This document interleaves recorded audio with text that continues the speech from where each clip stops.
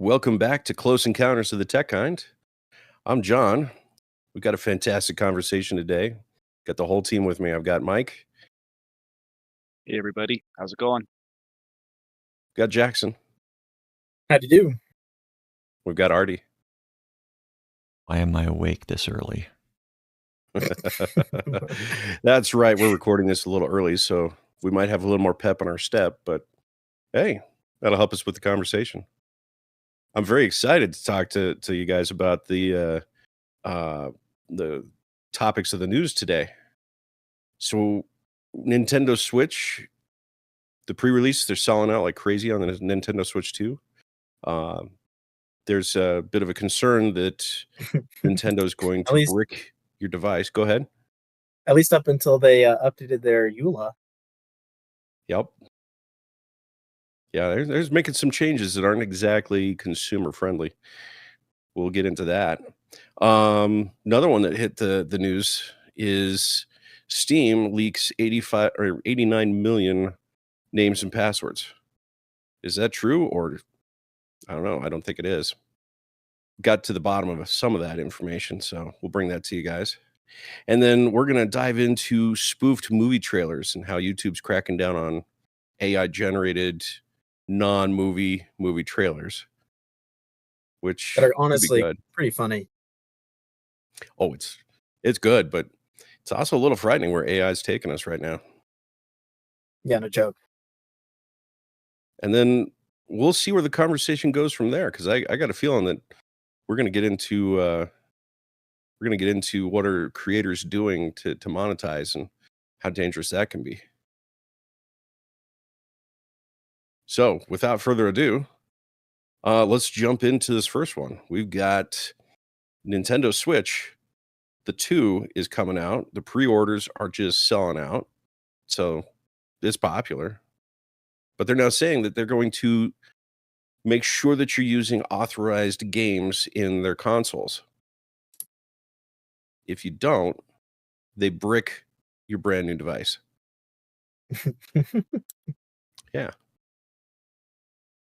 Yeah, this was something that came out in their updated EULA, and they didn't even really say anything. It took people, the lawyers who actually sit there and read them, until they actually found the lines in there that essentially said that if you do something we don't like, or even if we think you're going to do something we don't like, we reserve the right to essentially break your system remotely and restrict access to you connecting to the internet, to the Nintendo store, making it completely unusable. Which, let's be very specific on this. We don't have actual case history on this. This is all just looming threats. But, when the EULAs say they have the right to all of your information you ever enter into the web browser, going back a couple episodes here, then how do you backtrack that? How do you say, no, actually, we're not capturing everything our users are typing in? So something that is along those lines with the Switch is I was reading about how one of the changes as well is that if you connect to an online like lobby or anything like that, connect with your friends to play, anything that you say can be recorded by Nintendo. So you get in there, you say something that they don't like, and that could also lead to a brick device. And it's not that they've said they're going to. It's they haven't said they're not, and their legalese has given them the option to. So now, and this isn't to give some context. This is kind of a long time coming, seeing as where Nintendo has been the last couple of years. Now, for context, there was because it is now gone. There was a program that was released for Windows and Linux called Yuzu, and it was an open source emulator for the Switch. And it was fully functional. You essentially could have a Switch on your PC for free. And it was facilitating a lot of the piracy regarding Nintendo games, because then it encouraged people to do a lot of decompiling, reverse engineering of Nintendo games to then be able to publish them for free, so that everyone could download them and then play them on their computer, completely circumventing Nintendo's market. So Nintendo went after Yuzu pretty hard, and I think they ended up with a very large payout. I could try and find it, or if Artie, you can find what that was. It was in the millions of dollars. And Yuzu was originally hosted on GitHub, and I think they still have a website, but I mean, all of their GitHub links are dead. 2.4 million. You can't find it. Thank you. Yeah, 2.4 million. Ooh. So that was, I think, last year, and Nintendo went really hard after Yuzu, got him. And I think this is another step, and they're really drawing that line in the sand of trying to stop the piracy regarding their own stuff. So, which, I mean, you got to respect an artist protecting their work. Yeah. Yes. And I'll tell you, I think where the strong piracy comes from is also the decisions that they make regarding their prices and the way they operate as a company. Yeah. And this was also a lot of kind of backlash that they got on the announcing of the Nintendo Switch 2 and some of the new games that they were releasing. For example, I've got it pulled up. This is Nintendo, their own news. And for example, the Switch 2 is supposed to retail at $449.99, so $450, compared to the original Switch 1, which retailed for, I think, $350. Well, that was the Switch OLED. Let's see, the original model was $300. So $150 more for the base model. That's a significant jump. That's a 50% increase. Then on top of that, some of these games, Mario Kart World is releasing for $80. Yep. The gaming standard for as long as I can remember has been between $40 and $60 was a game. And so now they're releasing at $80, and the only way you can play it is on the Switch. The only place you can buy it is from Nintendo. I think they're starting to hit some of those places where we've talked about before of kind of monopolizing that market, like what we talked about with Apple and their own app store, and the comparison of Steam and all of that. So, well, I would say that it is not like Apple, because with Nintendo, it would be like going to see a Disney movie. Disney's the only one that's going to be making movies with their characters, just like Nintendo's going to be the only one making their games with their characters. So it's IP. It's not saying you can't play in our playground unless you pay us, like Apple. Right. Yes, I think there is that distinct difference. It's all in the Nintendo realm. Is Mario Kart, is that like a base game and then there's going to be DLC on top of that? Almost certainly. That's the base game, is $80. Well, and here's the cool part. The little cartridge you got to plug into your device to make it work doesn't contain the game. Yeah. You're basically paying $80 for the license key. Well, yeah, and that's been around for a long time, having some kind of a hardware fob or something that you have to plug in to be able to use the program. Yep. Where I'm having an issue is if Nintendo has an issue reading that key, the speculation online right now is if there's an issue, it's going to basically destroy the entire functionality of your gaming console. So it's dead. With little to no recourse. Because Nintendo will say that you violated the order even if you can prove. They don't have to. The liability is no longer on them, basically, in their terms of service. If they even think that you are pirating or inserting unofficial peripherals into it, yeah. I mean, which gets to that gets to the point that I want to float with you guys and see your perspectives. That you just shell out $500 for the hardware. it's a Nintendo Switch, but it's basically a video game system. It's got a processor, it's got a screen, it's got controllers. Is it yours? Did you buy it, or did you buy a license to push buttons on somebody else's thing? I mean, when I go and buy it, I'm assuming I buy the product and I get the product no matter what. You put it It's in your mine to pocket, own. you walk around with it, it's yours. Right. Should you But be able to with modify it? so yeah, that's the big question, right? I would think so. It's mine. I bought it. I want to do what I want. I should be able to do what I want with it. What do you think, Mike?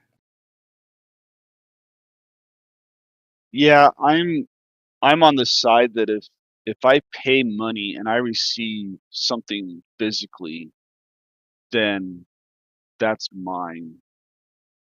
I should be able to do with it what I want. If I want to use it as a step stool, that's my right to do it. I mean, If you want to and reprogram it to mine Bitcoins? yeah, I mean, there's all kinds of things that's how people get creative and learn things, is by tinkering with it and learning how it works or whatever. And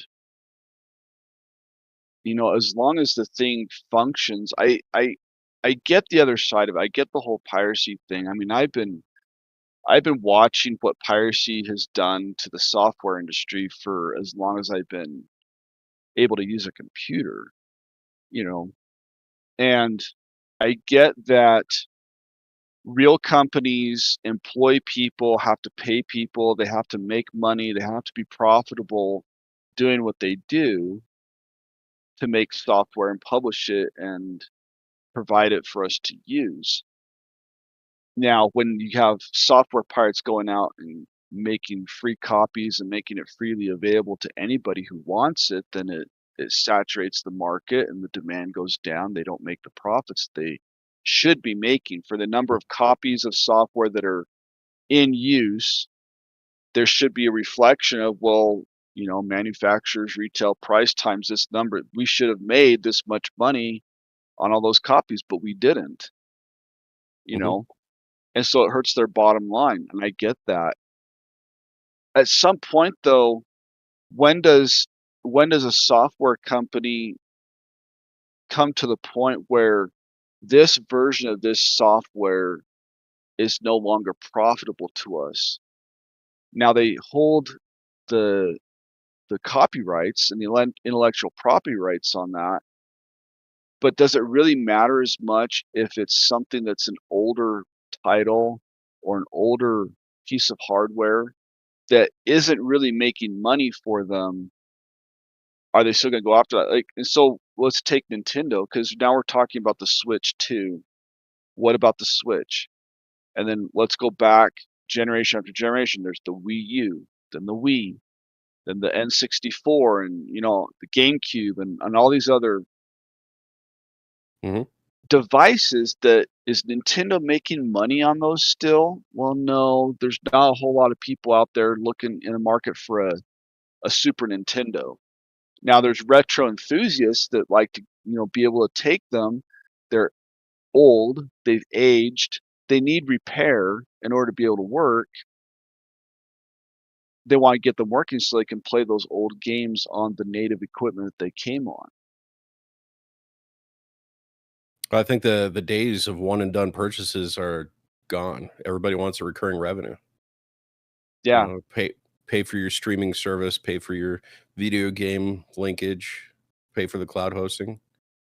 Mhm. I think But I think it should, if you don't own it, you should do a subscription to the hardware, not a purchase of the hardware. right, and so I think that's where we're getting into. This updated EULA completely violates that idea of I purchased a thing, a physical thing, right? Mhm. And you're now telling me I can't do what I want with it. There's still, it's like Big Brother is now looking over my shoulder as to what I do with the thing that I bought. You know And what it so really I do reminds want me to of? read. Go ahead, Artie. Reminds me of John Deere. Yes. Yeah. That worked out Okay. for them. Okay. So here's the thing then. So I don't own, I purchase a license to use a Switch 2. So I haven't purchased a Switch 2. I purchased a license for it. Okay. How big is this thing? It's probably about the same size as a Switch, right? I mean, I'm just guessing. I haven't seen any pictures of the thing. It's a I think little it's a little bigger. Maybe a little bigger, whatever. It's portable though. That's the thing, right? I can pack Mhm. throw it in my backpack, take it on a trip with me, have it on the airplane, playing games, whatever, right? Somebody steals that. What's the value of the thing that they just stole? And Something can that you I was brick it thinking on that about too. person that just stole it? You know, Artie, go ahead. That's something that I was thinking about too, because there is a large market for older systems, and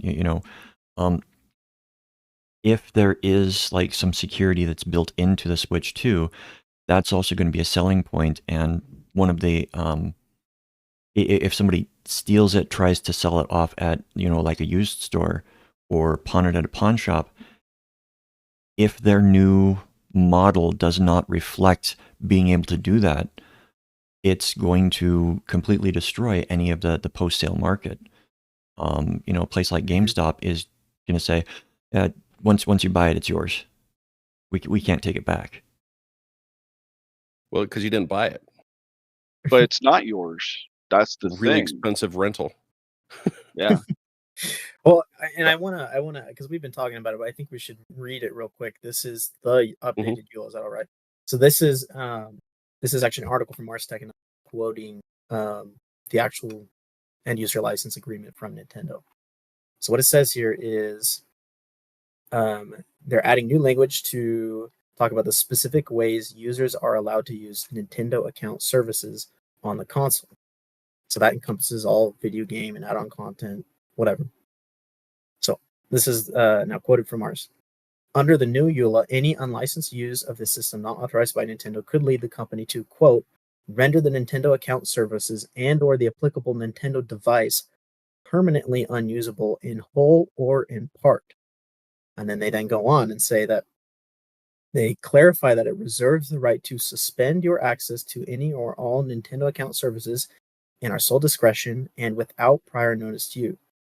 That can even occur before there's actually a EULA violation, if they have a reasonable belief such a violation will occur, or as we otherwise determine to be reasonably necessary for legal, technical, or commercial reasons. So that is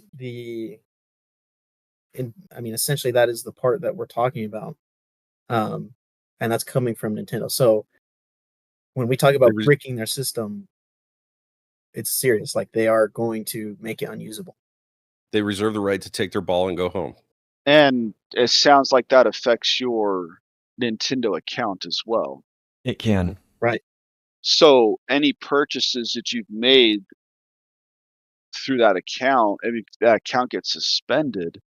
Because I was just thinking, like, well, fine, I'll just go buy a new device and start over again. But if it's tied to your Nintendo account, which it likely is, it's not like I can log back into my Nintendo account and then just download everything I've already purchased again onto that device, because they would have suspended that account too. So On if you're going to everything you start plug over, in. yeah, if you're going to start over, you really have to start completely over. And so where this really bugs me is they are advertising it as like a product, right? And if they advertise it $450, I purchase it, I own it. But you don't. This sounds a lot more like a rental agreement to me, where I get to rent a Switch for $450, and at any time it can just be taken from me if they think I'm been doing things that they don't like. Well, and I don't like the fact that they put in that kind of a kill switch. Yeah. I mean, And this is apparently also applicable to the Switch. So it's not only on the Switch too. Somehow, I mean, it'll be applicable as well to their older products. I just hope Okay, we don't fine have I hope that a hacker doesn't figure out how to brick everybody's Switch. Okay, then that's fine. I can go with this, but here's what I want. I want regular maintenance on the thing to keep it in tip-top shape. Yeah. How many people have gone to a car rental and they rented you a piece of junk? It doesn't ever happen because they do regular maintenance on those things. They don't want you to be broken down on the side of the road. Now, it's still going to happen. You're going to get a flat tire or something's going to happen that maybe slip by them, but it's on them to take care of that vehicle and make sure it's ready to be rented, right? So if Peanut this butter really is smeared just in a the rental, then I Didn't want something like that happen to you, John, couple recently? times. Sorry, Couple continue, times. Mike. No, I I had a want on flat a tire regular that basis, maybe they send me a new device. Maybe they send me, new controllers to replace my controllers that are starting to show a little wear there. I think it'd be worth checking into the warranty for parts and labor for a Switch, because a lot of the new tech it's coming out with not like a year warranty, but like a 3-month warranty on that stuff. Mhm. And it's like the device is supposed to live for 5 to 10 years. Why is the warranty so small? Right. Just stop phone calls. They don't want phone calls from people. It's, oh, sorry, it's been 90 days. Goodbye. Well, Yeah, Mike, I think you're on the right track there. If they're monitoring the health of the system, the processor overheats too much or whatever, you could proactively reach out to the customer and say, hey, for this $500 annual subscription for your hardware, we'll send a replacement and we'll bring that one in and refurbish it. that might be something that they're thinking of down the line. Clean out the peanut butter from the air intake. Well, here's the thing that that gets me is we're playing this line where it's both, well, you own it, it's not our problem, and also, well, Mhm. you also don't own it. So they have to pick one, and they can't keep selling it as something you can own if they're not going to treat it like that. Well said. I think Jackson, you just nailed it on the head. You can't have both ways. Mhm. It's either a rental or it's an ownership.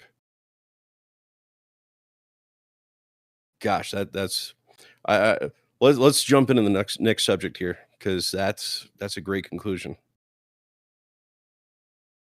So the next one I want to get your guys' thought on. Steam woke up to a news feed saying that 89 million Steam usernames and passwords were leaked to the dark web. It's only about 2/3 of all the accounts.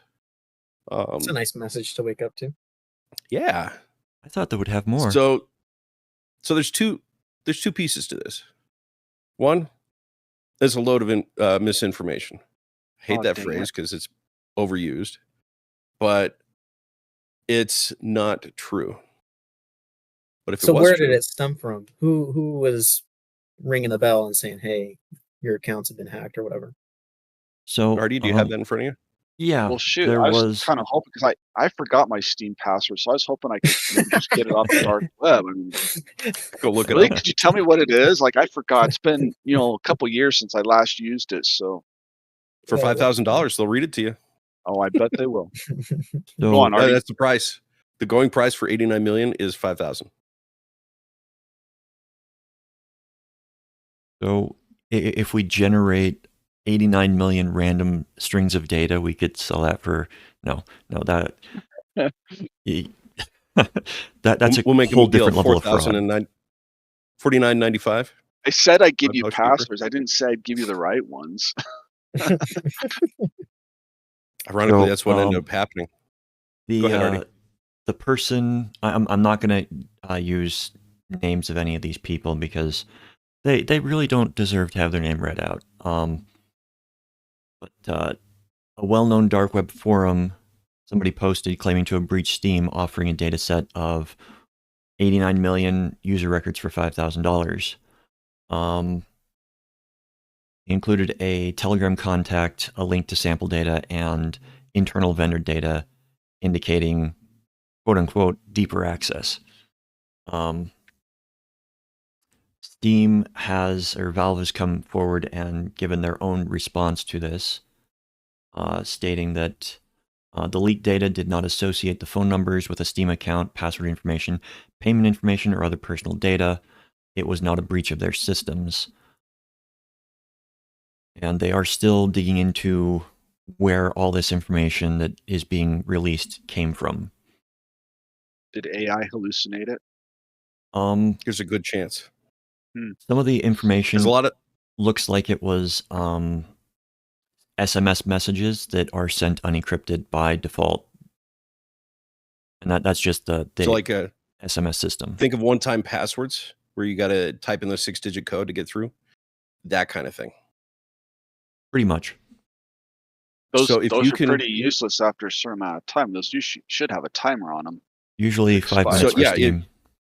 if you get this data set, if you can download it within 15 minutes of them harvesting it, those are valid tokens. But only for Assuming the that the person didn't log in, because once they successfully log in, it becomes inert. That, and you also need the password for the account that you're trying to log in, password and Right. email. Right. But if you get that in 15 minutes, you're in. Okay, wait. So it was legitimately though a two-factor. The two-factor authentication was. So I mean that does raise a specific concern. If they are getting access to these text messages, then that two-factor kind of goes away. But you have to assume that they have access to it in real time.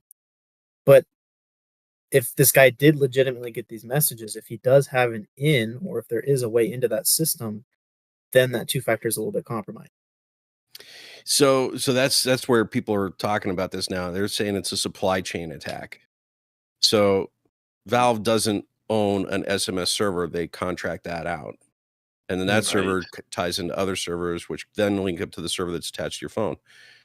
So if you compromise one of those systems, you now have phone numbers and one-time passcodes. So Well, but then you that would only tell have one me side. that it's not just Steam and Valve that they potentially have. It could be other customers of that vendor as well. Yep. Right. So I So mean, let's what the guy was selling was the wrong thing. He should have been selling the access to the server, and he could have put a hefty price on that. But Yeah, that's worth more than 5,000. yeah, My opinion, anyway. Yep. So it's early. We can only speculate on the depth of this because I don't know anybody Yeah. that's paid the $5,000. Another article is What's- saying that Valve does not use a single messaging provider for all the SMS messages that go out. They go across different systems. So they're believing that the source is going to be somewhere within the telecom chain, not within their systems. Yep. Which, I mean, from other things we've talked about on this podcast, like the SS7, the compromises there. The fact that cell phones can be redirected. I mean, the moral of the story, let's talk, never mind this being real or not. First off, go change your password because there's a chance. Right? When in doubt, change the password. Update your two-factor. And get off of SMS. With Don't Steam, use SMS for two-factor. With Steam, there's also the Steam-based mobile authenticator. You load it onto your phone, and it will generate a five-digit code for you every 30 seconds. That will, if you log in to, somebody tries to log into Steam from an unknown IP address, it will ask for that code. Yeah, and that's where I also have a problem is how many of these companies are going to develop their own authenticators? I mean, it should all be open source. All should be interchangeable. None true, of but this. Valve is rich enough too. Microsoft, Google, Ubiquity's got one. I mean, all these companies are coming up with their own authenticators, which now I've got to load even more apps on my phone. I don't appreciate that. This is just more exposure, more potential exposure. Yeah. And it should be open-ended. I should be able to take my two-factor to whatever vendor I trust that day. Because if it gets compromised, then I want to drop it like a hot stone, move over to another one. Mm-hmm. Which I think you can, right? Steam doesn't limit you to their own authenticator. That'd be good. I have no experience on that one, guys. Got to be very clear. No, I'm actually, I think I use something different from you already. Maybe I have the Steam app, and that's just honestly the easiest, smoothest login experience I have. Computer generates QR code, scan it with the app, boom, you're in. And so that is seamless for me. But I don't know what other two-factor options they offer, but I assume they don't limit you to the Steam app. I think I remember when I initially set it up, there were several options there. Yeah. Yep. Yeah, I know the Unify one wants you to use their own two-factor authentication. You can't use it outside, which, ouch. That's keeping you in the ecosystem. Yeah. A little too close source for me. But either way, whenever there's a breach like this, it's a good idea to just go refresh your passwords. And don't just take the headlines for face value. Yep. If that's the lesson to be learned today. Well, and that gets into the one subject that all of us have some passion on, I think. So let's jump into this. Let's use that as a pivot point. We've got so AI. It does great things, right? We've been using it to generate content. People have been using it to generate videos. We've got deep fakes. You know, we can use it to create amazing things. But Jackson, you brought to our attention something. Yeah, this is, and I find this so funny just because it's gotten to the point now where we can all recognize AI generated images and video. I think most people can recognize it pretty easily. It just has that certain look and feel to it. 5 fingers. But And 2 thumbs. No, everybody should have 6 fingers, right? But what has happened, and what I saw in the news, was that YouTube is starting to crack down on specific content creators that are generating fake trailers for movies that are either been announced and are being released, or even movies that don't even exist. And so they're monetizing this entire fake premise of creating a trailer. And I was honestly enjoying myself. I watched a couple of these. They're pretty funny, actually, just because you know it's fake. Well, I know, not everyone knows, and so that's how they've been making a lot of money. And one of these specific channels, called Screen Culture, has 1.42 million subscribers on YouTube, and that's a decent chunk of change when you start releasing these videos on a regular basis. And what I think is so funny is they like to put these fake cameos in there, right? So one of them was for a movie called Invincible, which I think is based on a DC comic. The other one was Avengers Doomsday, which I don't know if is even supposed to actually come out or what. But Isn't that 27? Or is that next year? I don't know. I unfortunately don't keep up with Marvel or DC anymore. But It's supposed to come out next year.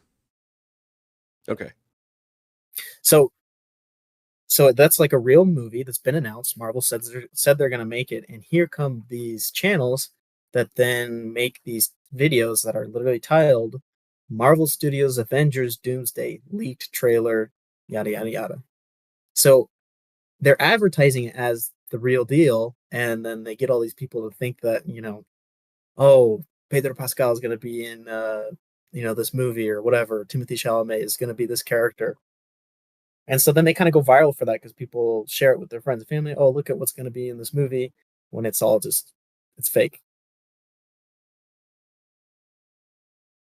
Why is YouTube the one that's cracking down on this? That seems like if there is a legitimately announced movie, then that means that there's a movie studio that already owns rights, copyrights, intellectual property, et cetera, to all of that. So anything that were to come out on YouTube, I would think they would have a legal case to say, you're not part of us. You're not allowed to do that. Take that down or else. I think You're not licensed to do that. I mean, so here's the thing. Way back when I worked in the tourist railroad industry, the tourist railroads, the one that I worked for, did an annual tradition around Christmas time called Polar Express. it was based on and centered on the fact that Chris Van Allsburg had written this book called The Polar Express. The book had been out for a number of years. Tourist Roads got onto this fact like, hey, let's do an event where what we do is we read the story and we serve hot chocolate and this and that, and the kids get to see Santa as part of the train ride and everything, right? And so it's like they're riding the Polar Express. And Tourist Roads were really successful at that. And I believe at the time, I don't know officially for certain what the arrangements were with the book publisher or with Mr. Van Allsburg at the time, but my understanding was that he was okay with it because a lot of Tourist Roads are nonprofit organizations, and it's a way for them to raise money and just have a good experience for Christmas time, right? Well, then a movie studio got a hold of the rights so they could make the movie, and Warner Brothers was going to make this movie. And so now everything changed because now with all the intellectual property rights and everything, you couldn't just do the Polar Express because now Warner Brothers is involved on that. And I remember one of the first years after the movie came out, Warner Brothers or some other companies got involved to be able to license.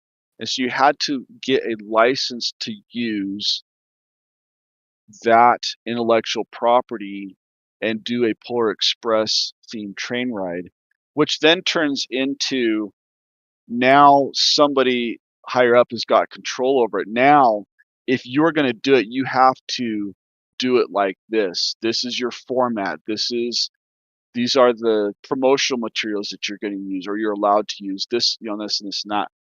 They went full franchise on you, huh? Yeah, it's full franchise and everything. And so just like one other event that Tourist Roads did, which I'm not going to mention, but people who know could probably guess the one I'm thinking of.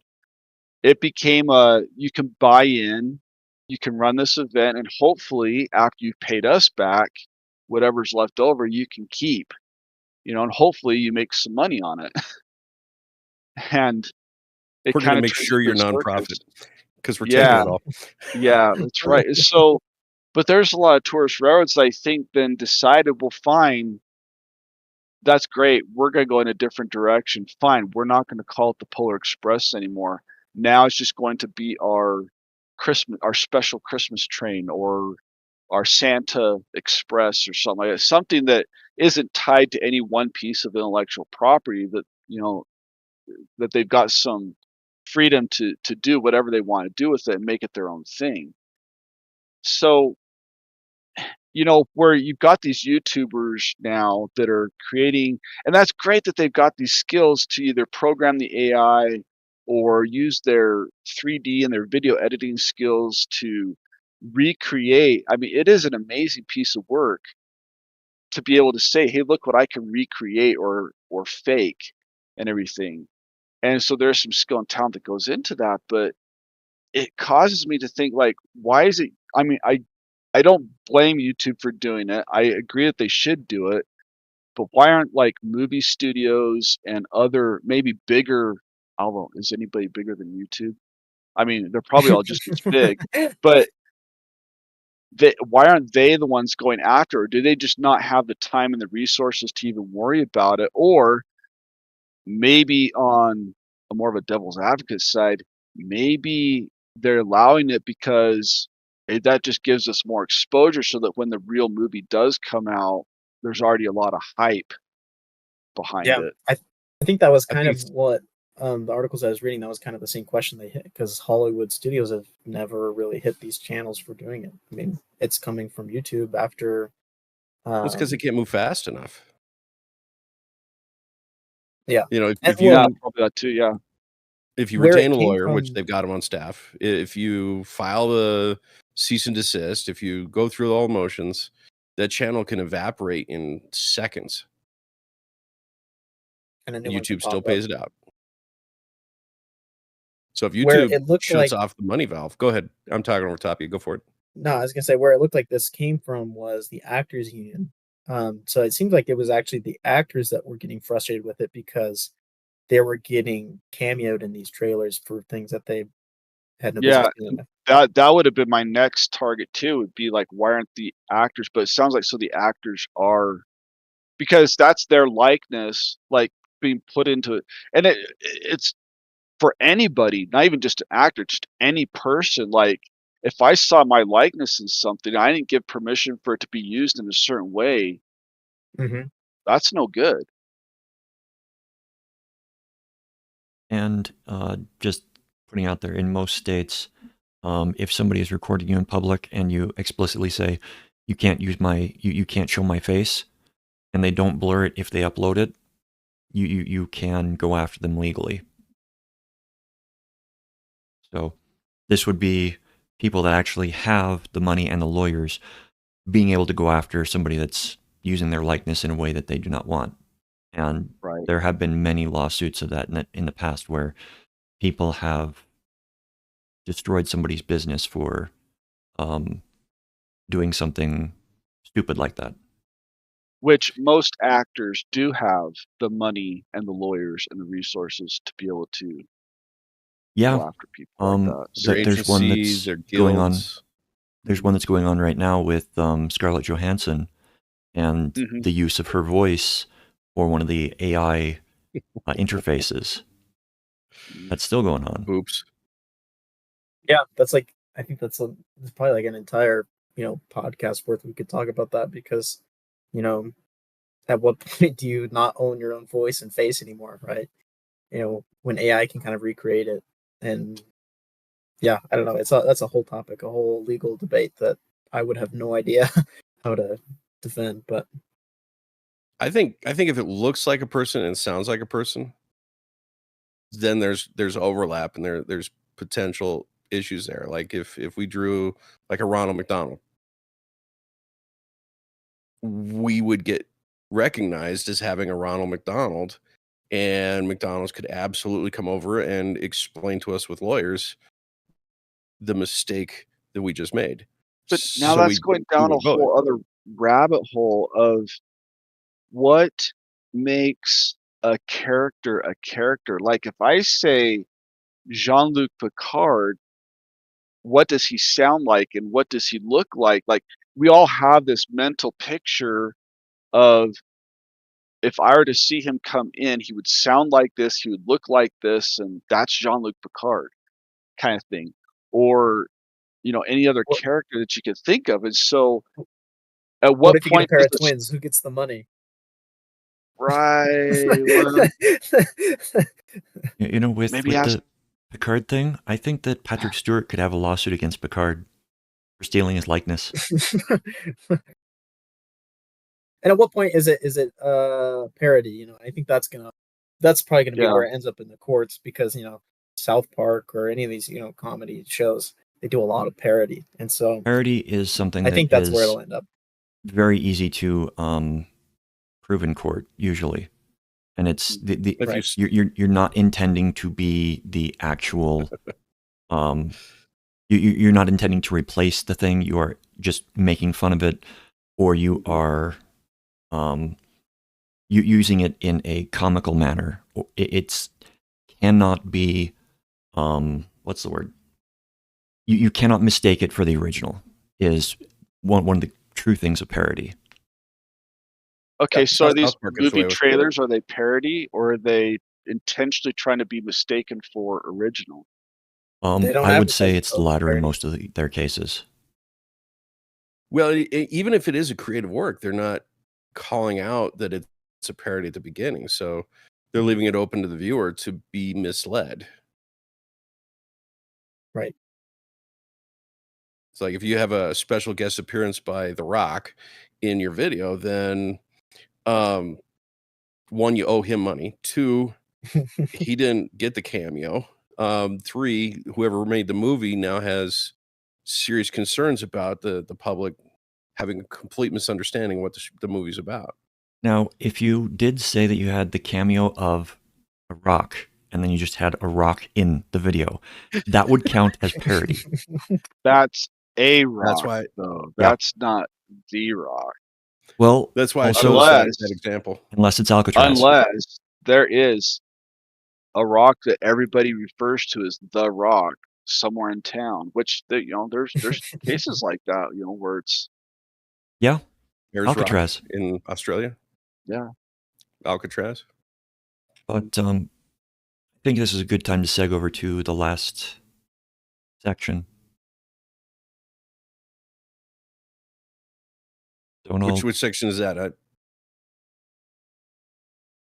So I was hoping segue you'd away. remember. You just segued to nothing. Well, you told me to remind you based on the time, so I'm reminding you based on the time. I just forgot what the third. Or is it a train? Oh, that's funny. I've never ridden a Segway. Were those any fun? No. I got my Segway license at a museum one time as a kid. You know, Really? They've made Segways that don't have the controls. They're called hoverboards. You just stand on them and tilt forward, it goes forward. Tilt backward, it goes backward. I remember there was like a period of like 3 or 4 years where Segways were like such a huge thing. It was like whenever Mall Cop came out, like the Segway was like the coolest thing you could have. And I remember there was like some museum where I grew up, and it was like, I think it was like a science museum, but for some reason they had like a little Segway course and you could get your Segway license. It was kind of funny. Nice. Yeah, I was at an airport. I think it was a Chicago Midway. For a while, all the police there were on Segways. Does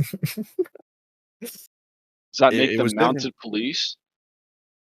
That was one of the jokes we came up with. The only place I've seen a Segway since like in the last decade, I would say, would be at an airport, I think.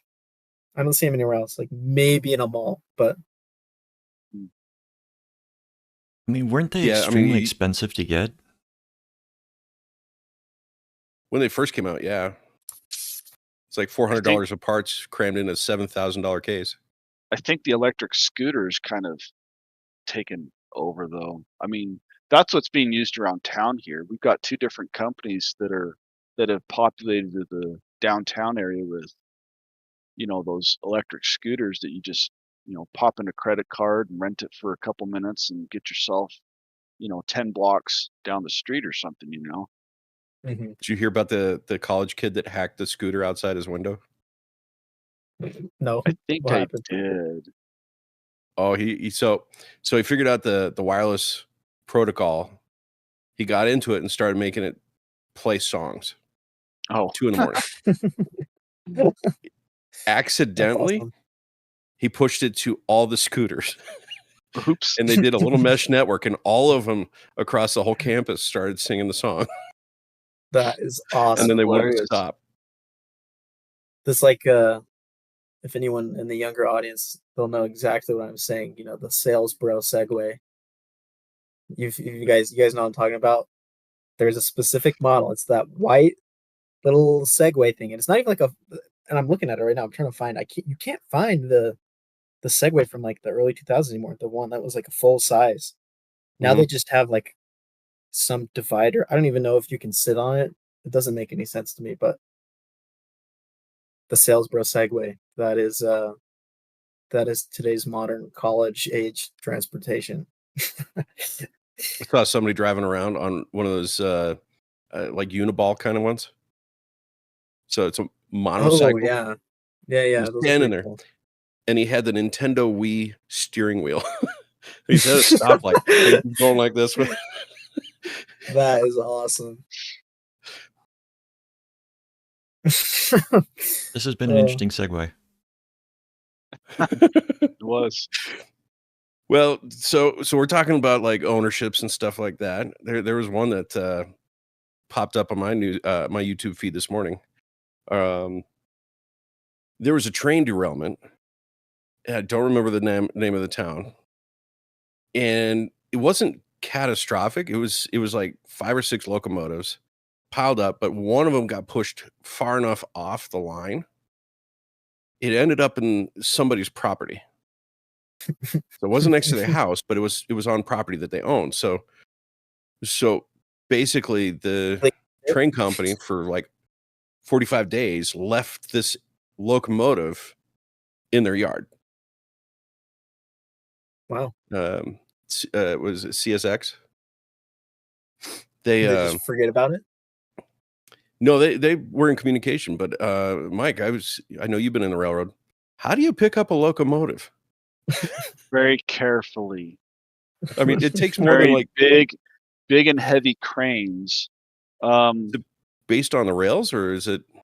Either or. It can be, your typical construction road-driven crane, or there are cranes that are on the rails that can kind of do the job. I mean, it's an exercise of physics. It depends on where it is, how it's situated, how far away they have to move it from where they can actually park a crane and everything, because it's all the physics of, they can only boom over so far for a certain amount of weight before it becomes something that shows up on YouTube failed log,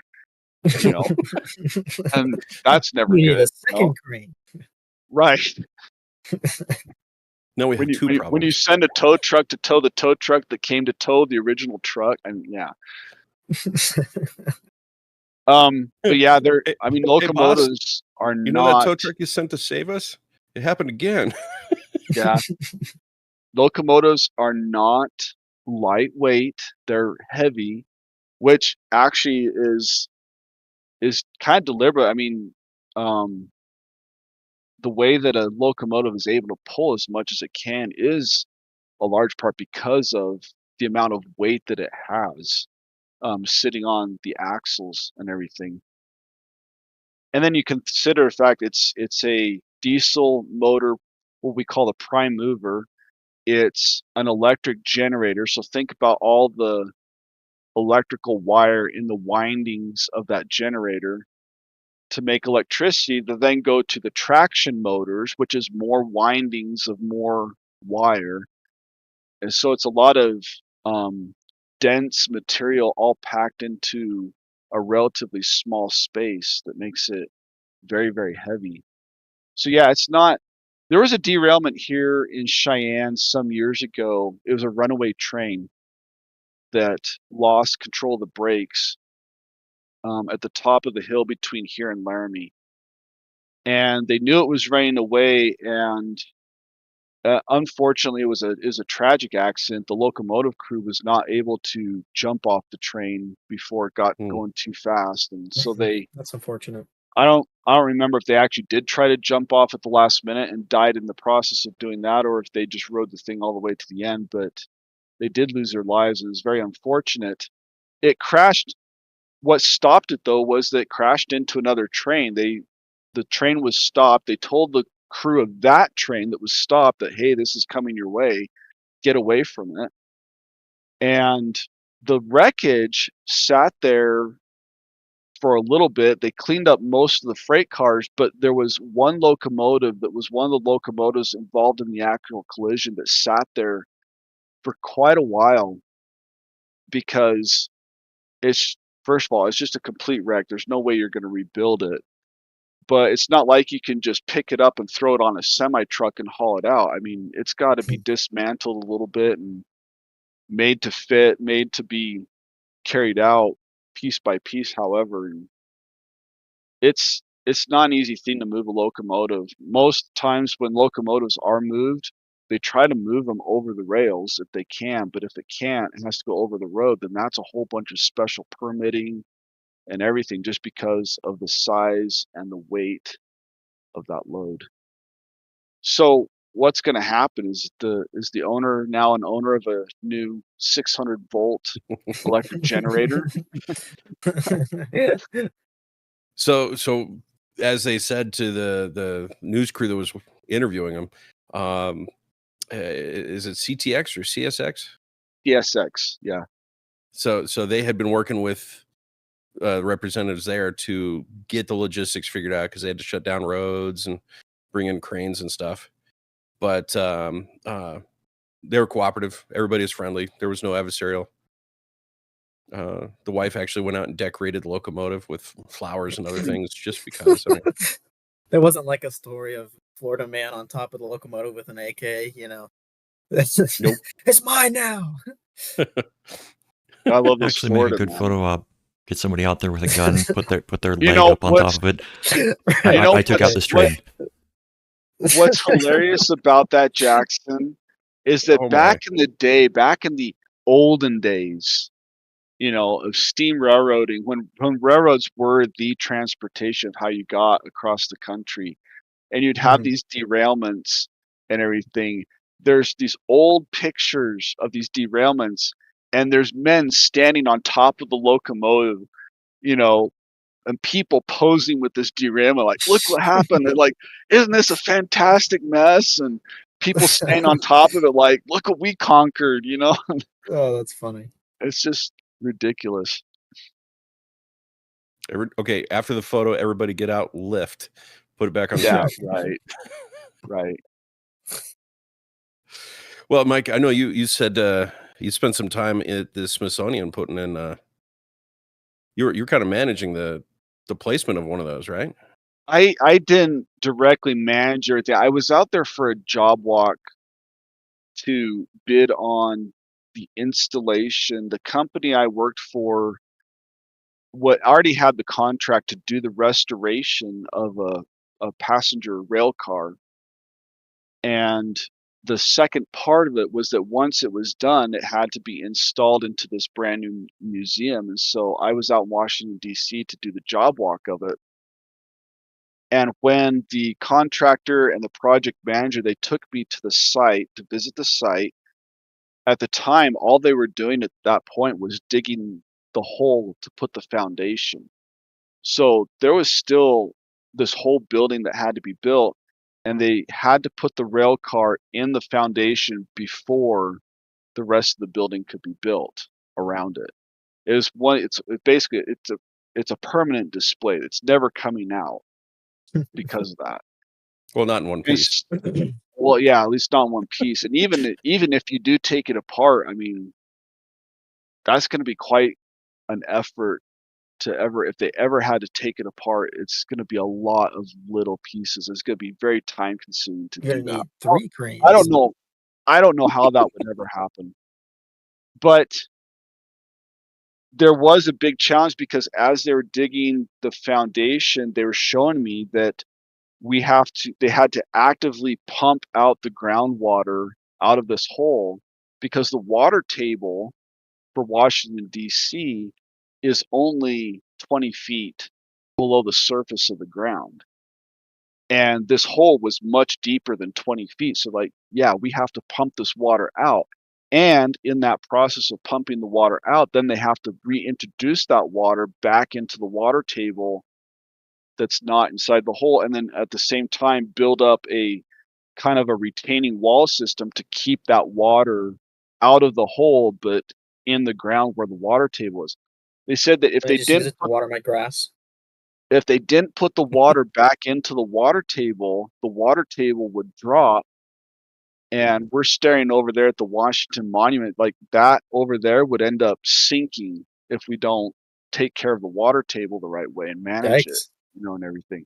We would have some serious problems. And so there's a lot of factors that went into this, and ultimately the crane company that came and did it had to get, I think, their 2 largest cranes that they had and be able to set them up. And it was a 2 crane lift, one on each end of the passenger car. Now, relatively speaking, this passenger car is not a very big or heavy thing, but the fact that they had to boom, extend the booms way out in order to put it down into the hole where it needed to go and not cause anything to happen that would show up, on a fail video. It was quite a very technical exercise to do. So, yeah, there's a lot of things that go into that. I mean, where this train wreck happened, it's not just, and there have been other things where a train wreck has caused other problems where, like, it's not just the wreck itself, but what infrastructure did it damage or destroy? Did it rupture a gas line, for example? Is the electrical lines anywhere near there? Is that causing a problem of how we get to it? There's all Is the kinds of track things still usable? I mean, those are pretty and the track, and important really lines. the track gets repaired within 24 hours, because if they can't move freight over that line, they're losing money. And we're talking millions of dollars a minute, if not an hour, you know. So the track's gonna get repaired pretty quickly. But in working for the cleaning up these sites, there's lots to think about. There's gas lines, there's utility lines, there's all kinds of things that you don't want to accidentally damage in the process of doing this cleanup, if it hasn't been damaged already just from the derailment. Well, I'll tell you, there's a lot that you've shared with us offline. Glad that we got a chance to talk about it on this. It's kind of a rare moment for tech to talk, where tech meets old school steam technology and how to handle those kinds of moments. Mm-hmm. Thank you, Mike. You're welcome. Well, I think we're at the bottom of the hour. I think we might actually end exactly on time this time. We'll find out at the final edit. But join us next time, everybody. We'll have another conversation in Close Encounters of the Tech Kind. Until then, I'm John. I'm Mike. I'm Jackson. I'm going to end soon. I want to go back to bed. Have a good night, everybody.